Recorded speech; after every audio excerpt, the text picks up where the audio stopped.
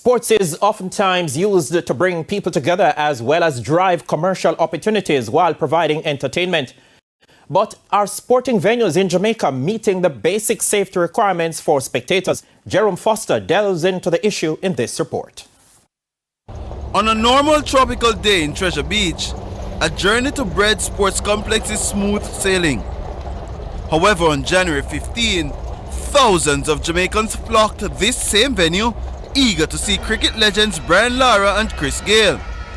The attendance numbers are still unclear, but the safety of those who were given the chance to see their heroes could have been endangered with the one-way entrance into the ground. Mayor of Black River Derek Sangster says all the proper channels were followed to get the event off the ground and had no concerns over the staging of the event despite the possible overcrowding. Personally, no, and the event organizers, I don't think they had any concerns, and this is one of the reasons why the police are involved, because the police were present at the event. Based on Jamaican laws, crowd size for standing and seating venues vary between 15,000 and 30,000 depending on the size of the venue.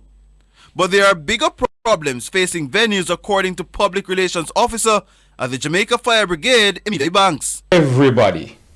Everybody is guilty of this. From the government to the church, media houses, everybody has events without getting a permit from the Jamaica Fire Brigade. Once you're having any kind of gathering where the public is expected to be, you must seek a permit from the Jamaica Fire Brigade. The capacity in terms of the event application, we have a thing of, I think it's 300, 500 and over souls. The event at Treasure Beach the other day now would have fallen under the over souls capacity. And, but that, I think the entertainment fee for that, I think it's somewhere around 15,000. Stampedes are not commonplace at Jamaican sporting events, but entertainment events have had encounters. At the Bread Sports Complex, there was one entry and exit point, which might be a trigger for those problems.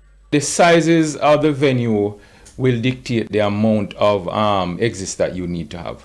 There is absolutely no venue that will grant a permit for with one entrance, one exit. So let's get that out. Let's just get that out there. You must have an alternative. So you cannot get it for one way in, one way out to any venue. And I always point out to persons, you don't build your house with one way in, one way out. It's the same kind of setting.